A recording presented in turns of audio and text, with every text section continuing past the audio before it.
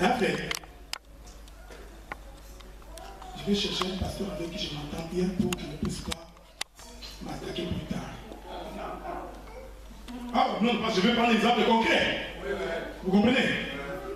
Bon, je prends un bien-aimé que j'aime bien, je ne vais pas citer les noms.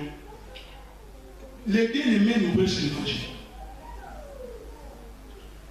Vous comprenez? Regardez comment nous expliquons la notion du Père. Parce que j'ai dit quand j'ai commencé ici que l'évangile, ce n'est pas seulement parler, c'est aussi la vie. Mais ce que nous évitons, c'est que les regards soient plongés dans la chair de l'homme. Le glissement dans ça, c'est quoi? C'est que si aujourd'hui, moi, je prends une autre femme, ou je me prostitue, mais pourquoi vous ne copiez pas ce que je fais? Pourquoi à ce moment-là, vous dites, je ne vais pas me prostituer, je suis le père? Pourquoi je ne suis père que lorsque je vous prêche? Mais quand je me prostitue, vous ne voulez pas. Ça veut dire que si vous prenez la notion du père en tant qu'homme, c'est pourquoi quand j'ai parlé, j'ai dit, nous sommes en quelque sorte. D'ailleurs, Éphésiens dit, comme. Je vais d'abord le texte. Ce n'est pas pour rien qu'Éphésiens dit, comme. Pourquoi nous disons comme? Parce que nous sommes certifiés qu'il y a des gens qui peuvent prendre la chair sans véritablement être convertis. Les loups peuvent se glisser. C'est pourquoi nous tirons l'attention de bien-aimé pour comprendre que quand l'Écriture parle de comme, cela veut dire que en réalité ce n'est pas le vrai. C'est vrai que je ne suis pas le véritable auteur. Vous comprenez ce que je dis? Maintenant, qu'est-ce qui est pour vous père? Ce n'est pas moi.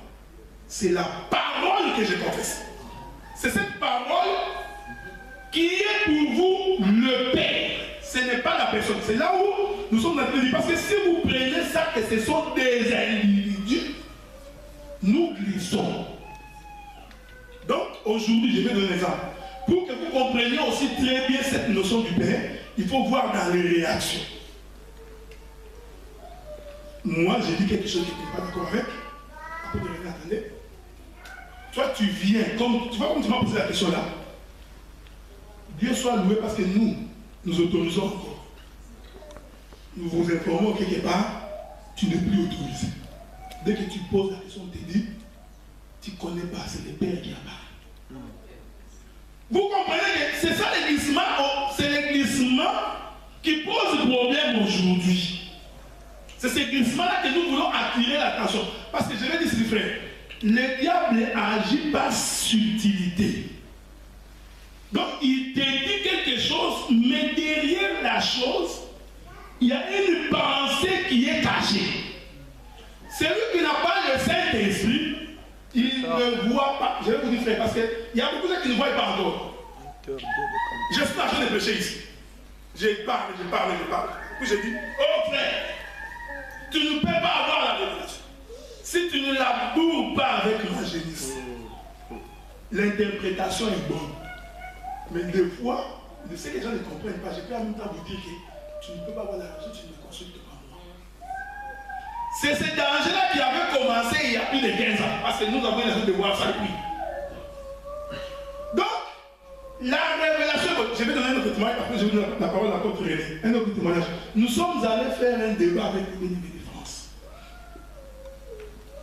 Ils ont évoqué l'écriture qui dit, si ton frère pêche 7 fois contre toi dans un jour, tu dois le pardonner.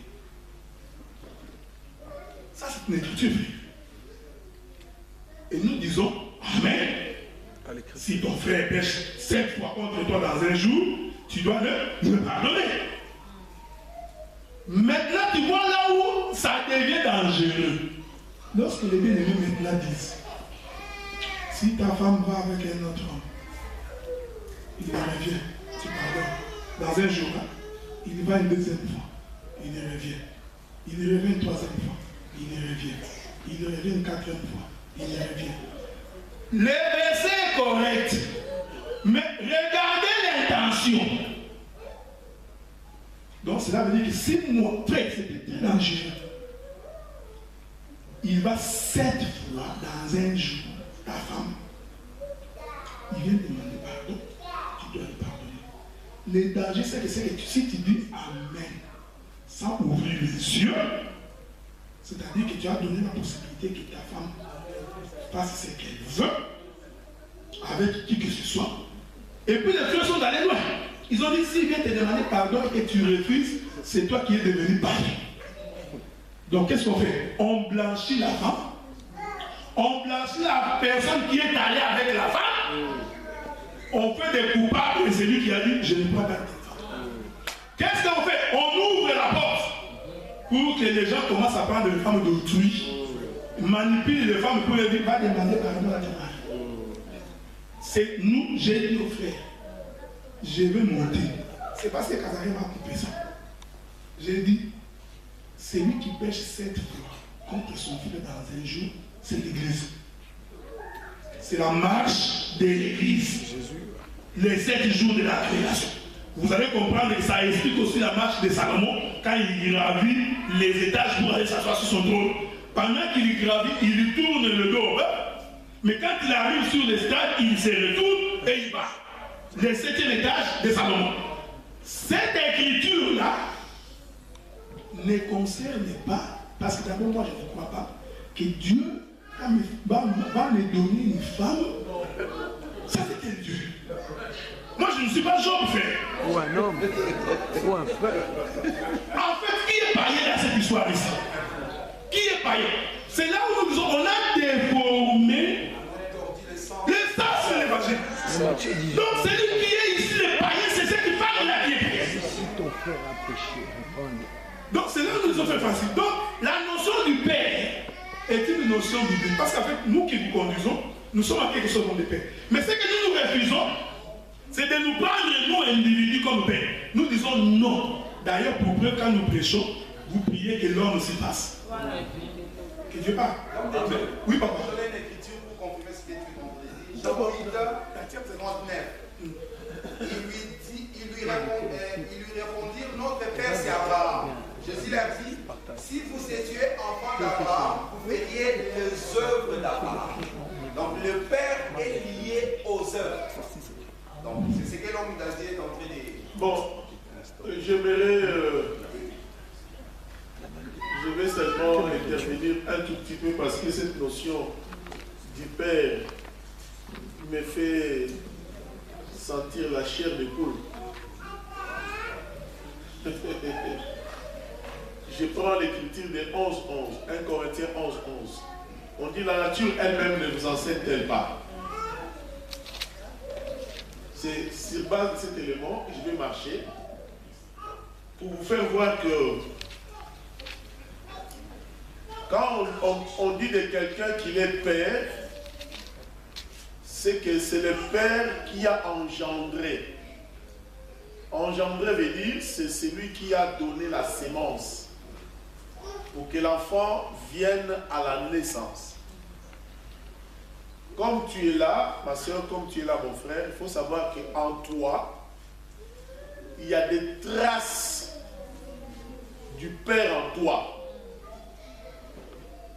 Les biologistes et les scientifiques, ils ont sorti la notion de l'ADN pour trouver si tes racines cellulaires ont l'origine d'un parent.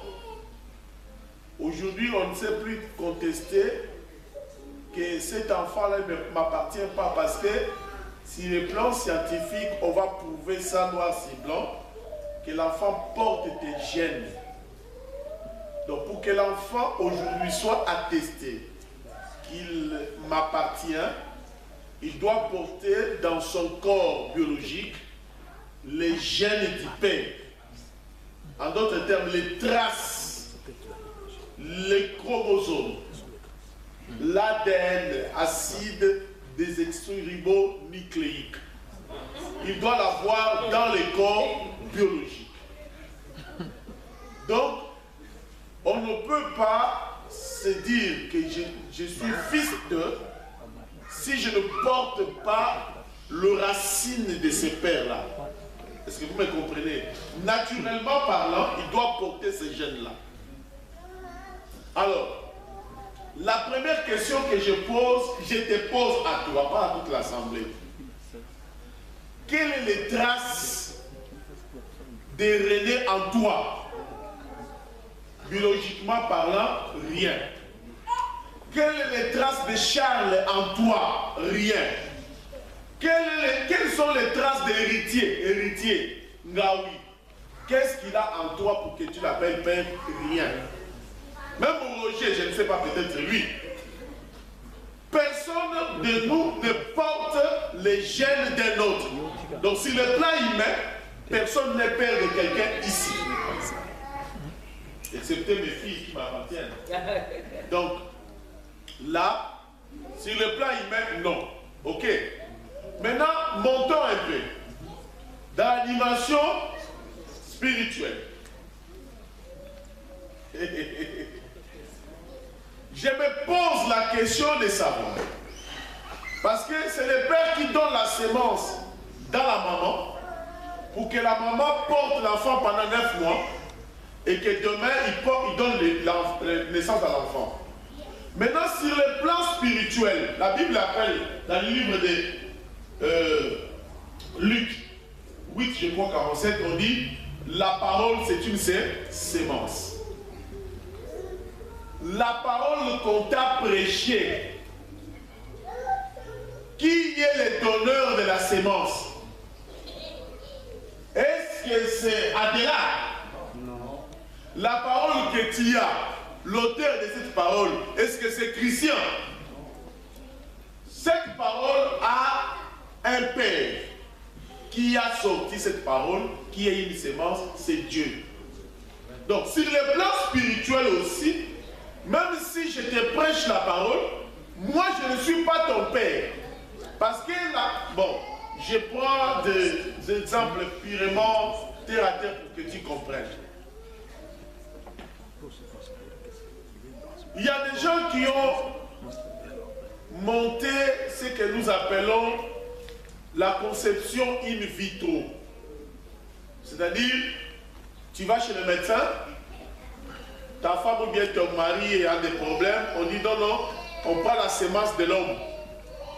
On vient mettre dans la femme pour que la femme conçoive. Ou bien dans un vase, les scientifiques le font.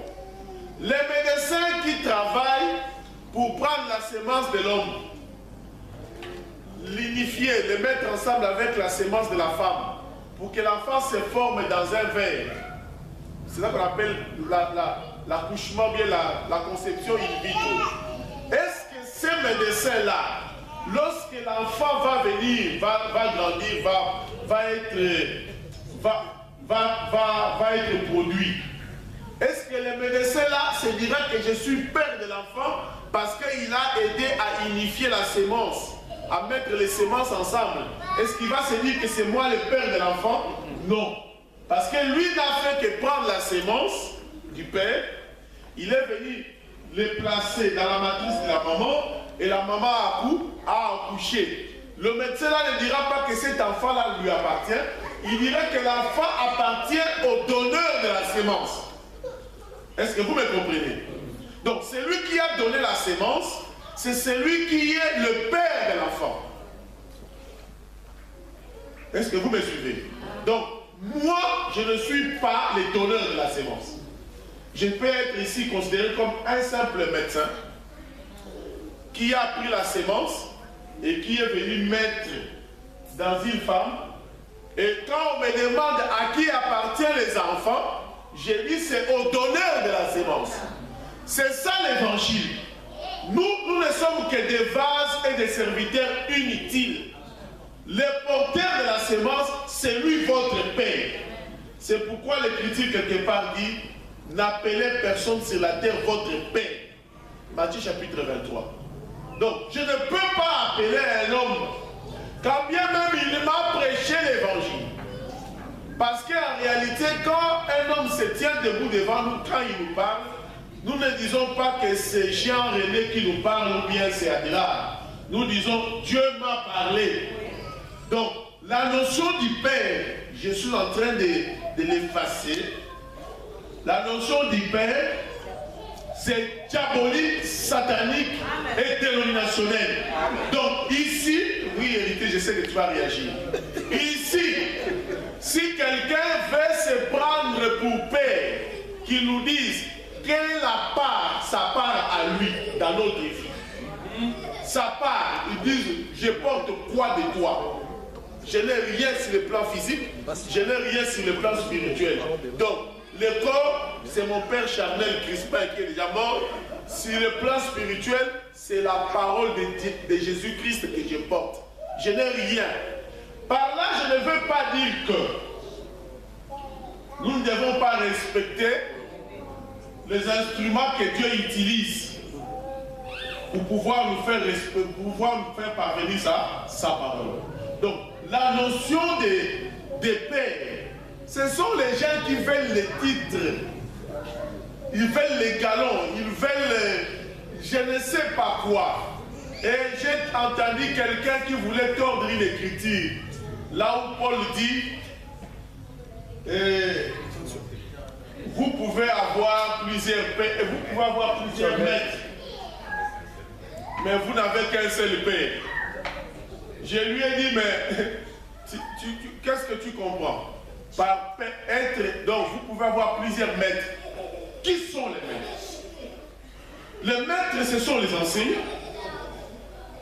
Et on peut avoir plusieurs maîtres qui sont les enseignants et un seul Père.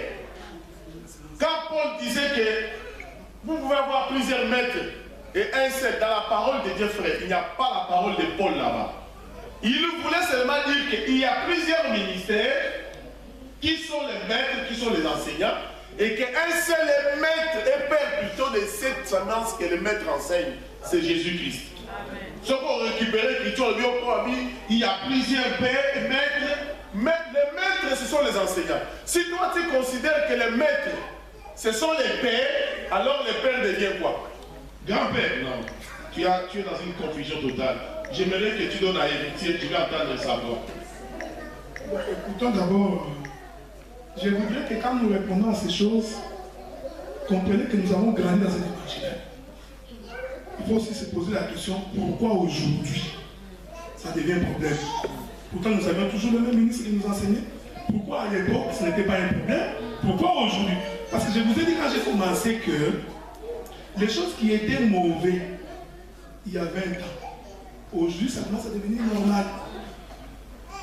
Donc, je suis en train de préciser parce que je donnerai encore une autre écriture là-dessus pour très bien nous faire comprendre. Écoutons d'abord le frère Francis.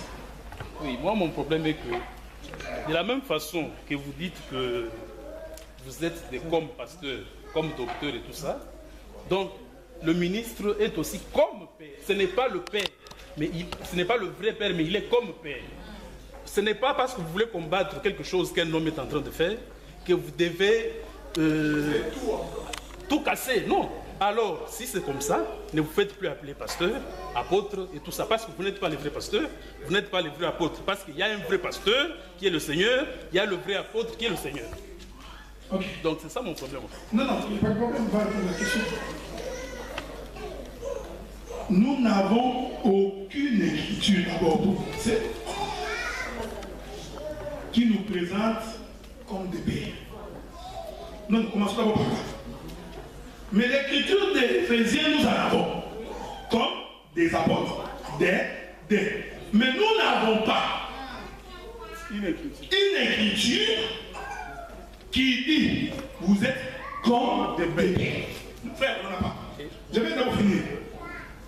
Il faut faire attention quand il évoque les pères Abraham, Isaac et Jacob. Je dis là, il faut faire très, très attention. Mais là, ça c'est le premier élément. Le deuxième élément, frère, moi, d'ailleurs, la plupart d'entre vous savent, quand j'appelle chez vous, je vous dis, c'est le frère Adela qui l'a appelé. Frère, que tu m'aies appelé frère, ça ne me fait rien. Donc tu peux même enlever de m'appeler docteur. Vous savez pourquoi faire? Nous disons parce que nous croyons que les